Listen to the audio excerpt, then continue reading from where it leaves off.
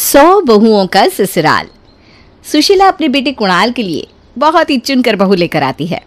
सुशीला की बहू नीलम बड़ी गुणी और सुंदर है। वो जॉब भी करती है और घर भी अच्छे से संभालती है। सुशीला अपनी बहू को बहुत प्यार करती है। नीलम को कभी भी ये एहसास नहीं होता कि वो अपने मायके में नहीं बल्कि ससुराल में है। नीलम, ए नीलम बहू, कहाँ हो? जल्दी आओ और मेरा सामान उठाने में थोड़ी मदद कर दो बेटा। अरे माँ जी, आप ये इतनी सारी शॉपिंग कहाँ से करके आ रही हैं?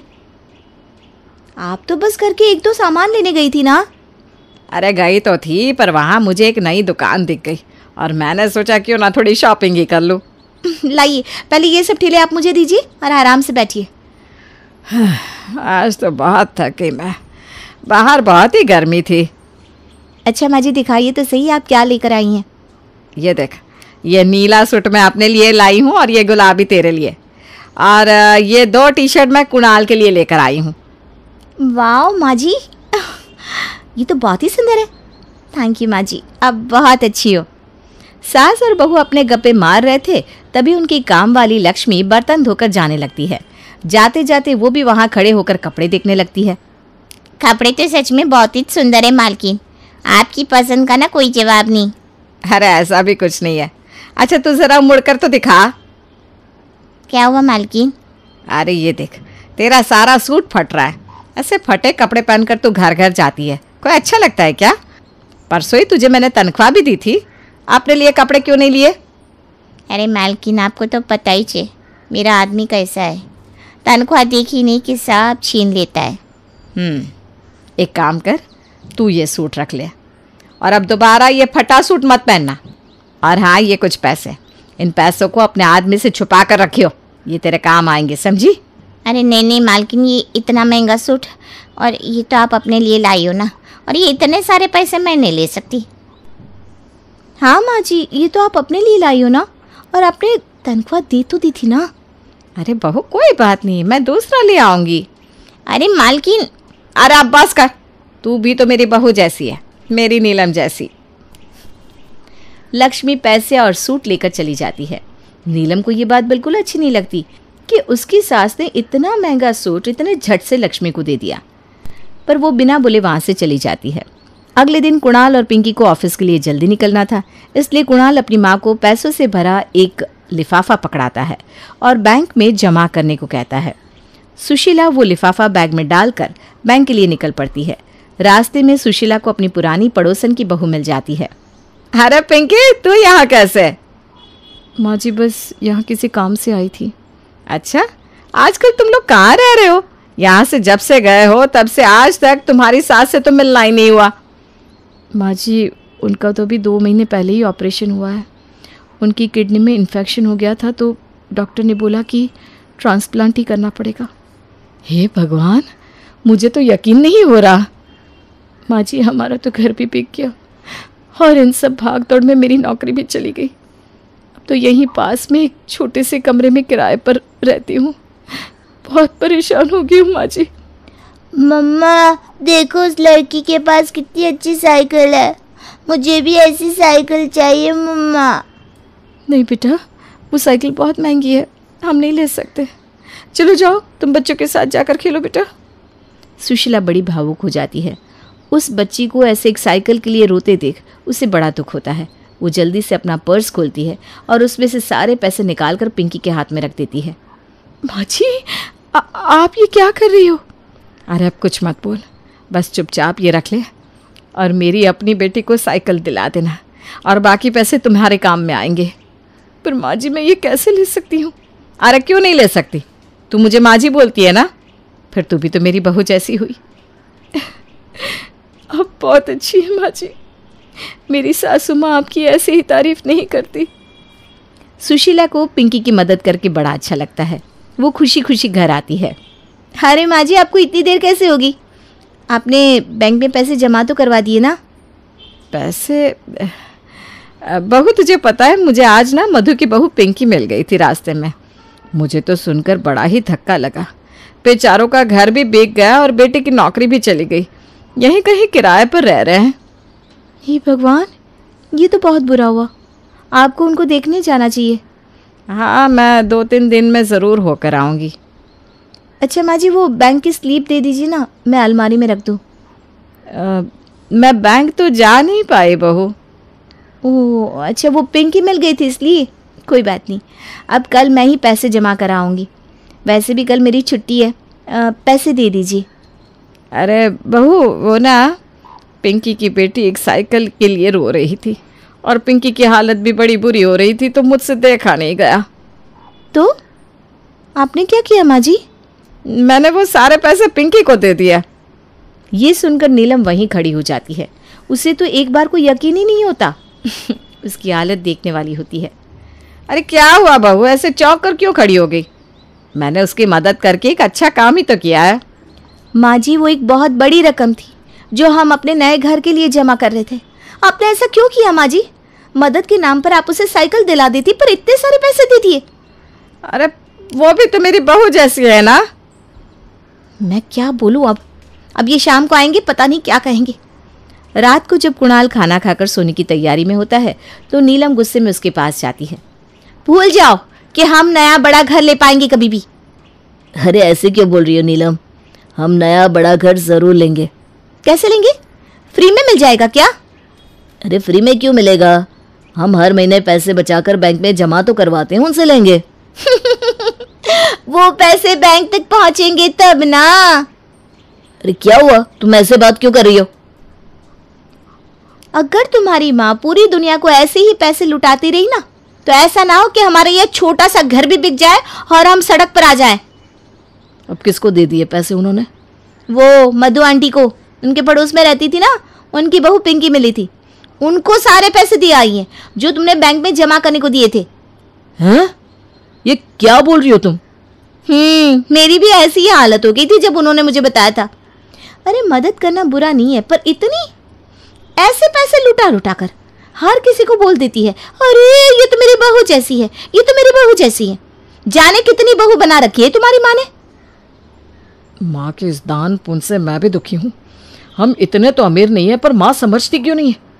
जिसको ही तकलीफ में देखती है बस उनको उसमें तुम नजर आ जाती हो। मैं कैसे? अरे मतलब उनको सब अपनी बहू जैसी लगती है। कुणाल और नीलम उस रात बड़े परेशान रहते हैं, पर वो अपनी माँ को कुछ बोल भी नहीं सकते थे, नहीं तो कहीं उन्हें बुरा लग गया तो। अगले दिन एक नई शुरुआत होती है। कुणाल और नीलम दोनों साथ में ऑफिस के लिए निकल जाते हैं। उसके बाद सुशीला घर पर अकेली होती है। वो घर पर बोर हो रही थी, इसलिए टीवी देखने लगती है। कुछ देर बाद दरवाजे की बेल बजती है। अरे इस वक्त कौन आ गया? वो जाकर दरवाज़ा खोलती है तो सामने उसका भतीजा और उसकी बहू रज्जो खड़े थे। नमस्ते बुआ जी। नमस्ते माँ जी। नमस्ते बच्चों, नमस्ते। आओ अंदर आ जाओ। तुम दोनों आने वाले हो, मुझे बता देते तो मैं नीलम को ऑफिस नहीं जाने देती। अरे नहीं बुआ जी, भाभी जी की छुट्टी क्यों करवानी, वो तो आज अचानक आना पड़ गया, वरना फ़ोन करके ही आता। अरे कोई बात नहीं बेटा, ये भी तो तेरा ही घर है। अच्छा मैं पहले कुछ चाय नाश्ता लेकर आती हूँ, फिर हम बातें करते हैं। अरे नहीं बुआ जी, कुछ लाने की ज़रूरत नहीं है, बस वो आपसे कुछ बात करनी थी। हाँ हाँ बोल बेटा, क्या हुआ?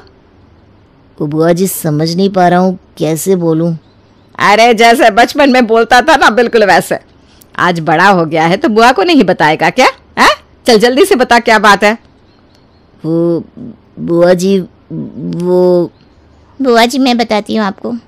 दरअसल इनको काम के सिलसिले में कुछ महीनों के लिए बाहर जाना है।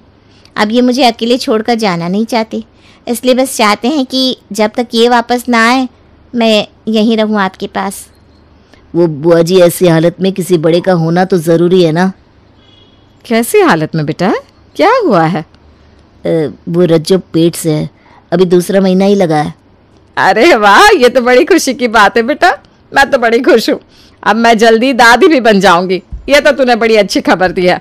और हाँ, तू रज्जो की चिंता मत कर, ये भी तो मेरी बहू ही है, इसका मैं पूरा ध्यान रखूंगी। आप बहुत अच्छी हो बुआ जी। राजू अपनी बीवी रज्जो को सुशीला के पास छोड़कर चला जाता है। बहू तू जा अंदर कमरे में आराम कर, बिल्कुल अपने घर की तरह रहना। जैसे मेरी नीलम बहू है वैसे ही तू है मेरे लिए। कुछ भी चाहिए तो मुझे बता देना है। जी माँ जी। शाम को कुणाल और नीलम थके हारे ऑफिस से आते हैं। आने में उनको देर हो जाती है, इसलिए नीलम फटाफट किचन में खाना बनाने जाती है। अरे बहू क्या बना रही है? आलू मटर और रोटी बना रही हूँ माँ जी। अच्छा तो एक जने का खाना और बना देना। हाँ किसके लिए माँ जी? कोई आ रहा है क्या? आ नहीं रहा, आ गई है मेरी बहू रज्जो। वो राजू है ना मेरा भतीजा, उसकी बीवी रज्जो। अच्छा रज्जो आई है, ये तो बड़ी अच्छी बात है। अब रज्जो को बोल देना कि 2-4 दिन रहकर ही जाए। अरे 2-4 दिन नहीं, अभी तो वो यहीं रहेगी। यहीं रहेगी मतलब?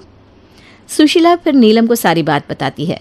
नीलम को समझ में नहीं आ रहा था कि वो इस बात पर क्या बोले। वो सीधा कुणाल के पास जाती है। ये भगवान, माँ भी ना एक प्रेग्नेंट औरत को ऐसे कैसे अपनी जिम्मेदारी पर रख लिया, और वो भी पता नहीं कब तक के लिए। छोड़ो भी, मैं तो बस बताने आई थी। मैं चलती हूँ, जाकर खाना भी तो बनाना है। नीलम वापस जाकर खाना बनाने लगती है। तभी रज्जो आकर कहती है, अरे दीदी नमस्ते, कैसी हो आप? मैं ठीक हूँ रज्जो, तुम बताओ। मैं भी ठीक हूँ दीदी। अच्छा आप क्या बना रही हो? आलू मटर। आलू मटर? मुझे तो पनीर की सब्जी खाने का मन था। खैर कोई ना, आलू मटर ही खा लूँगी। ये बात सुशीला सुन लेती है और उसी वक्त नीलम को पनीर की सब्जी बनाने के लिए कहती है। नीलम पहले ही थकी हारी होती है और ऊपर से पनीर की सब्जी। रज्जो मुस्कुराते हुए एक सेब उठाकर वहां से निकल जाती है।